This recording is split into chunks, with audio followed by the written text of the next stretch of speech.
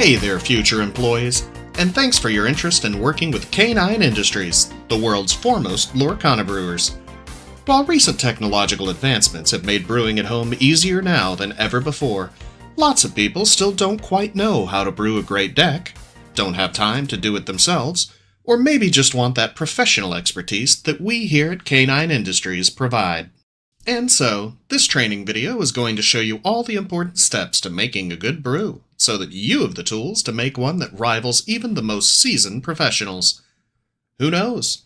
Maybe this golden retriever can help you retrieve your own golden Mickey. Before we begin the brewing process, let's go over some basics. As most of you know, the minimum deck size accepted by the Lorcana International Game Masters Association is 60 cards. By keeping your brews to 60 cards, you're giving yourself the most mathematically probable chances of seeing the cards you want in your deck. With 4 horsemen in a 60-card deck, this means you see 2 copies every 30 cards, or 1 in every 15, or half of every 7.5. While lots of cards are cool and you want to add all the cool cards possible, having more than 60 means you're less likely to see the cards you need, and may fall short in having a crucial answer for game. That brings us to rule number 2. Only 4 of each card are allowed. With few exceptions, you can only have 4 of any given card in a deck. But does that mean you always want to have 4 of each card? Certainly not. In fact, we'll be answering that question later. Following these 2 simple rules can help you avoid embarrassing situations like this. I play Genie for turn and draw a card. You could win next turn. I need to find my headless horseman. Better draw. I use Amethyst Chromacon, drawing 1. I tap the queen to draw a card. I play Show Me More and draw 3. Wow, I didn't see it then either. I pop Guidebook, draw 2 more, and I still didn't see it. This game makes me so mad. How could I draw so many cards and not see what I need? I have 4 of them in the deck. What have I done to deserve this? Why has God forsaken me? Whoa, talk about a crash out. Let's see if we can figure out why this dog was having so much trouble. Oh, look at that. This dog appears to be running all the cards he loves, at well over 100. Because he has so many, he's limited his ability to find the cards he wants in the moments he needs them. But now that you know the basics of what each brew should consist of, now we can start developing the flavor of your brew. Every brew has its own distinct flavor and recipe. But before we can discuss how to bring those flavors together, we must understand what they each do individually. In Lorcana today, there are 6 main flavors. First, we have amber. Amber seeds are traditionally grown in Costa Rica and are often described as having a light, earthy flavor. Indigenous populations have long used these seeds, claiming its restorative properties and ability to soothe the throat and help people sing better. They've also been a large part of modern political conferences in the area, as they are believed to provide security to high-profile targets and encourage peace. If you're looking for a flavor that stays a while and calms you down, try amber. Next, we have ruby. Ruby beans are prized for their strong flavor, really packing a punch in any modern brew. Traditionally grown in Nicaragua, these beans reach the peak of their flavor in just a few turns and keep strong flavors going. Brewers are encouraged to be careful when grinding these beans, as some beans are so strong they cannot be damaged. Additionally, the beans are very fast and have been known to rush out of the bag. This has led to locals hosting ruby bean races, and the fastest bean is declared the Bean King. If you're looking for a strong flavor that you can never quite get rid of, try ruby. Next, steel. The bark of the steel tree has a long and storied history of being used by pirates as a makeshift gunpowder, leading to this brewing ingredient gathering an explosive reputation. Hailing from the Caribbean islands, local legends say that if you brew with too much of this bark, your brew will explode. Sometimes used for security in the modern age, it's been known to be popular with people who don't have hands, saying the flavor gets stronger. Part of the brewing process can involve simply discarding other perfectly good beans, which may make the brewing scheme seem like a waste at first. If you're looking for explosive flavor that mellows out afterwards, steel may be the brew for you. Up next, amethyst. Hailing from modern-day Texas, the amethyst fruit has long been known for its ability to enlarge one's hand size. Scientists, of course, have tried to apply this science to other parts of the body, but to date, only the hand can be enlarged. Described as having a surprisingly simple flavor, the fruit complements virtually any brew well due to its ability to help one draw. Additionally, it has small restorative properties that simultaneously can damage an opponent. A local legend, the Goodest Boy, has called this flingerdingers, and he won't shut up about it. The fruit also has been known to enhance one's evasiveness, making them harder to target. If you're looking for larger hands and evasive strats, try amethyst. Next up, sapphire. The extraction process for sapphire has a long and storied history. First, the liquid is collected and refined in a process that has been known to double or even triple the yield of brew compared to other brewing colors, meaning you somehow go through more flavor with less beans. While extraction workers have noticed some side effects like loss of strength, arguably one of the biggest boons in sapphire brews is what scientists call its wardability. The liquid itself, perhaps by magic, is unable to be chosen by anything except those handling it at the time. Some studies even suggest it may be able to interact with ink. Sapphire is largely available in most regions of the world, but is believed to have first been imported to Sweden during Viking settlements. If you're looking for smooth flavor and maximizing efficiency, sapphire may be for you. And lastly, we have emerald. The root of the emerald plant has been used for ages in Kenya, where it's been a staple spice in brews due to its ability to blend well into any other flavor. Emerald is largely considered to be one of the most flexible brewing colors available, with common benefits being enlarged hand size, strength reduction, wardability, evasiveness, and decreasing opponent's hand size. While the flavor on this root is subtle, it can enhance the other flavors you brew with, making it a valuable pick in any brew. If you're looking to enhance the spice and flavor of your other ingredients, choose emerald. Wow, that sure was a lot of information at once. It's important to remember that when you start brewing, you can only include 2 different ingredients or colors in your brew. With that in mind, let's jump into the next section and go over how to distill your brews. This will help you know how to pick your ingredients, what your win con is, and more. Please insert tape 2 at this time.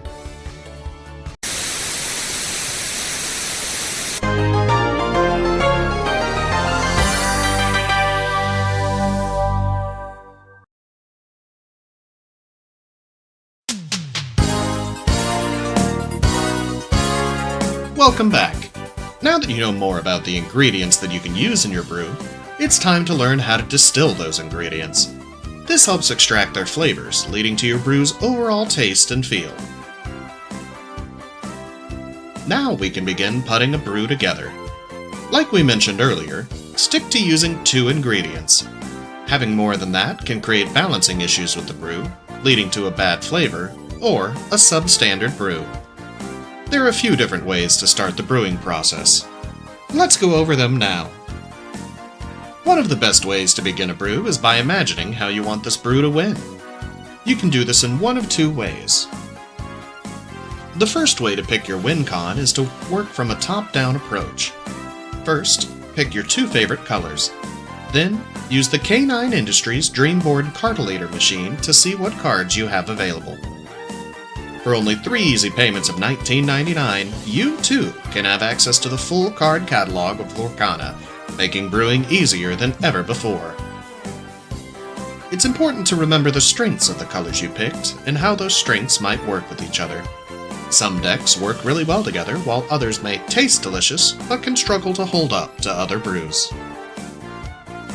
The second way you can build your deck is from a bottom-up approach. This approach involves finding your favorite individual cards or mechanics and building decks around them.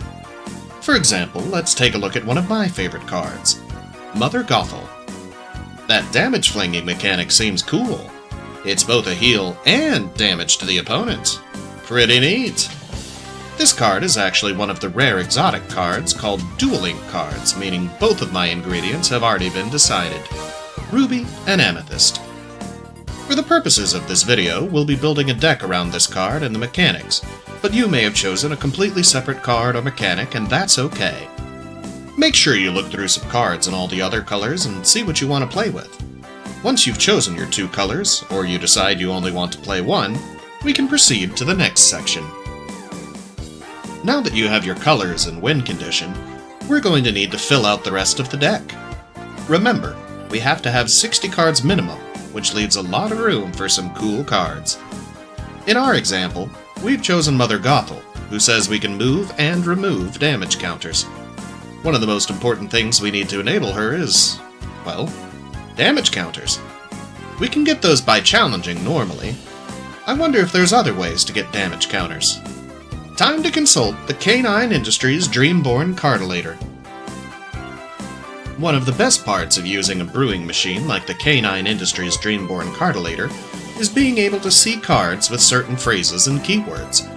In order to help your brewing, try using some of these keywords to search for cards that may work with your chosen ingredients. Whenever. These kinds of cards trigger whenever a condition is met. Mother Gothel, for example, triggers whenever you challenge. When you play. These cards have additional effects when you play them. For each. These cards usually get a buff for ability based on how many of each thing you have in play. Tadashi gets a buff for each item, while Ohana draws for each damage. Gets or gains. This phrase can help you find cards that get additional power, lore, or cards that remove your opponent's power or lore. Until. This can help you locate cards that alter stats until a certain time frame, like exertion effects or power drain. For free. This can help you find cards that play other cards at no cost. You may. For what cards can let you do. And then, of course, we have such classic search terms like Draw. Discard. Exert. Deal. Reduce. While these aren't all of the terms you may want to search for, these are certainly a good start to help you in the deck building process. Since I'm playing Mother Gothel and I want damage, let me try searching for cards that have damage in their card text.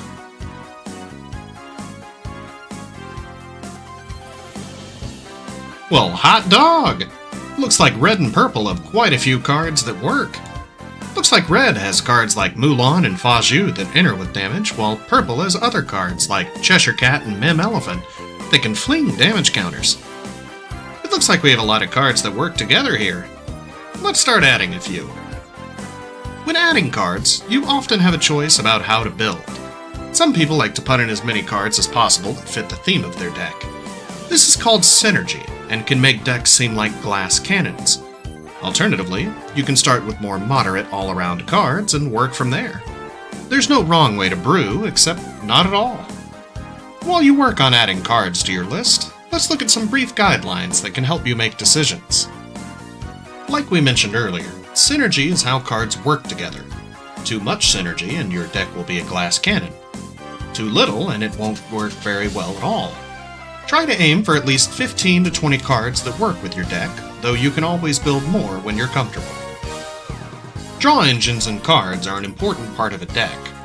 Drawing more cards means you get to play more cards and increase your chances of winning. Some cards let you draw a card when you play them, but these aren't really draw engines per se. Look for cards that draw on certain conditions, such as Queen of Hearts, who draws when challenging, Ohana, which draws per damage, or songs that draw cards. Look to add at least 10 draw engine cards to your deck. Another important piece of the puzzle can be to have secondary win conditions. While your deck may have the coolest mechanics ever and the coolest cards in land, your strategy could be countered by another, which is when it's important to pivot. Having an alternate strategy to victory could be key in bad matchups. Aim to have at least 12 to 15 alternate win con cards. Don't worry too much about making your brew good or viable right now. That will come with testing. We'll teach you how to refine your brew soon. If you don't have 60 cards yet, feel free to pause this tape until you do. Once you have it, press play. The last step of the process is all you, baby. Let's give your deck a cool name. Let's see. My deck has a bunch of cards that get dinged and a bunch of cards that fling. Maybe I should call it RP Self-Ping Damage Transfer Control Set 11, Updated. Well, actually, that's a bit of a mouthful. How about we call it something simpler, like Flingerdingers? Yeah, that sounds right. While nobody can tell you how to name your deck, if you're a budding young Illumineer looking to popularize a deck archetype, try naming your deck something catchy. 2 words that rhyme, song lyrics, or even a play on words are all popular choices. Such deck names as Flingerdingers, Moby Duck, Daisy Deck, and Sisu on Ice have been popular in the game's history. You can also take your deck to a big tournament, and if you win, they have to recognize it. While you think of a cool name for your deck, please insert tape 3, and we can go over refining.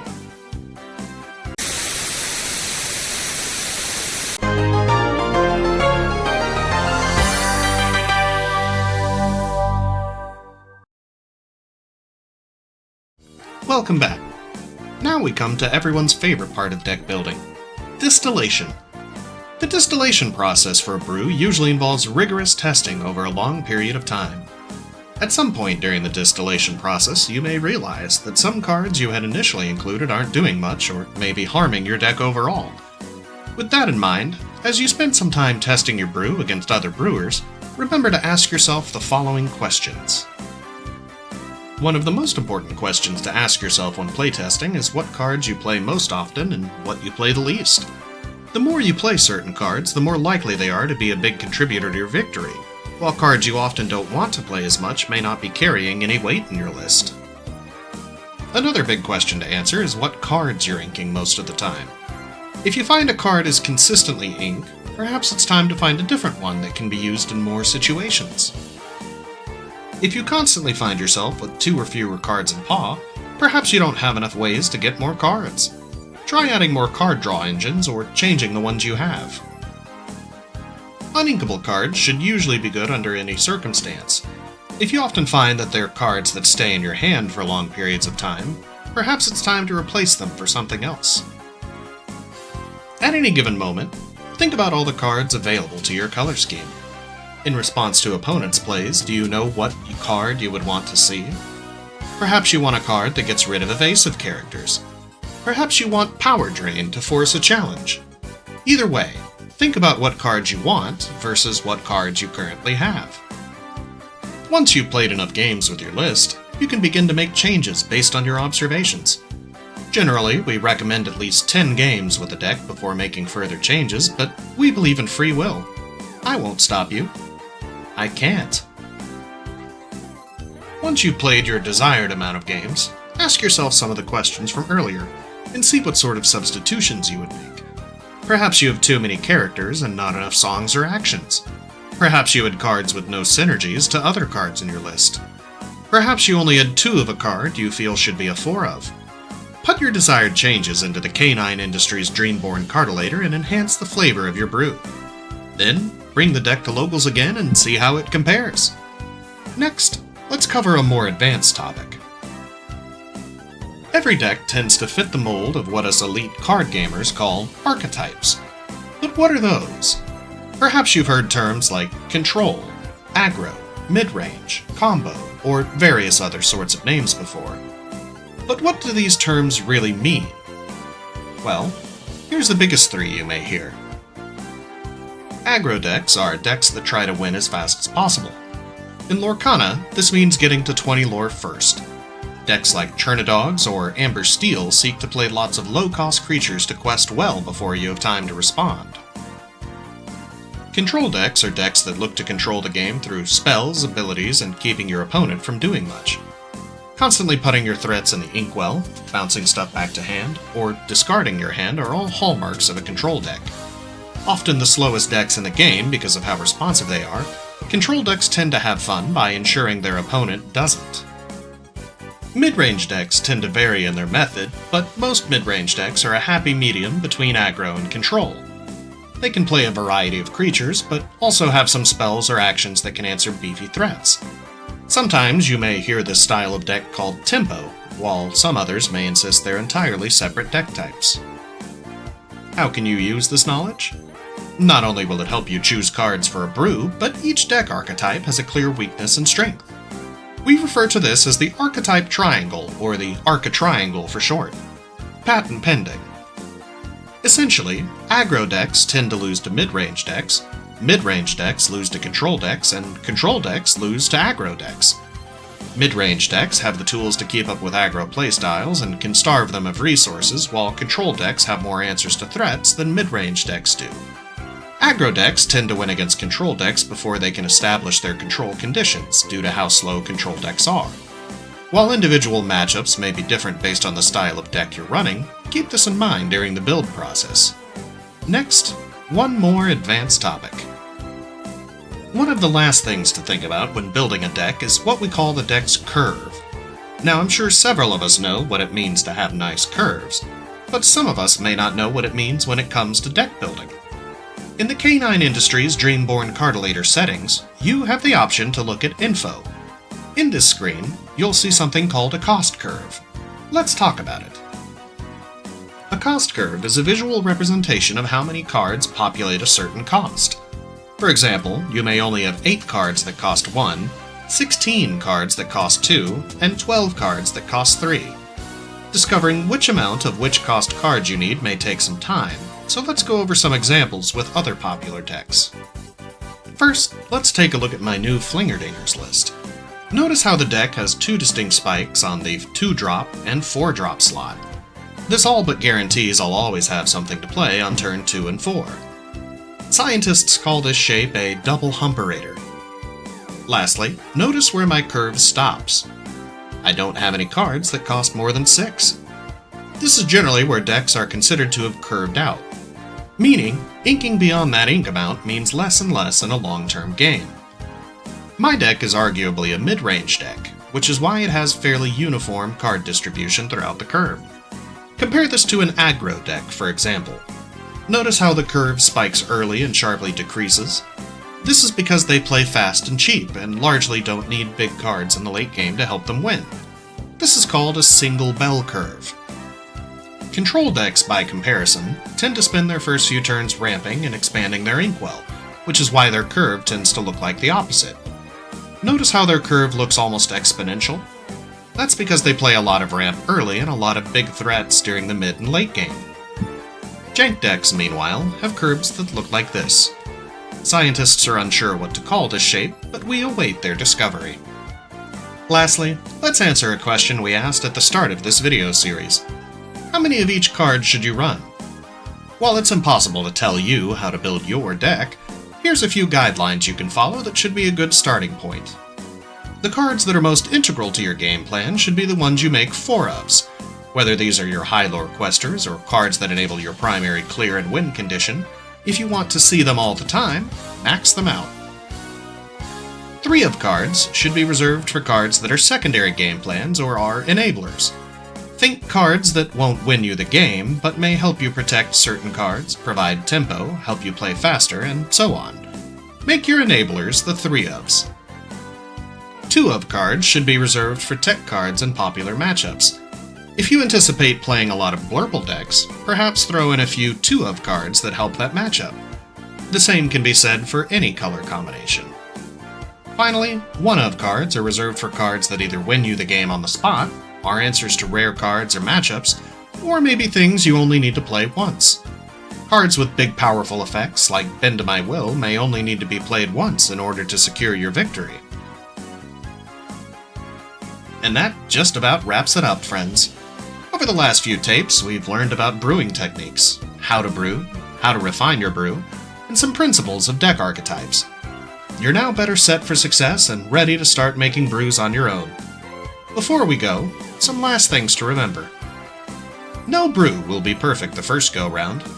Every deck will feature some cards we wanted to be good but just never were. Or maybe the deck loses to far more decks than first believed. Don't give up. Learning to brew is a process. Much like your deck, you too will refine your skill. Be patient with yourself. Take feedback. Lots of players at locals or competitive servers may offer advice on cards or inclusions. Don't be afraid to take their advice into consideration. Immediately shutting out the idea can lead to loss of flavors in brews. Be open-minded. Lastly, have fun. At the end of the day, we're all playing a game, and the most important part is having fun. Now that you know how to make better brews, it's time to get your Canine Industries Dreamborn Cartolator out and get started. See you at locals!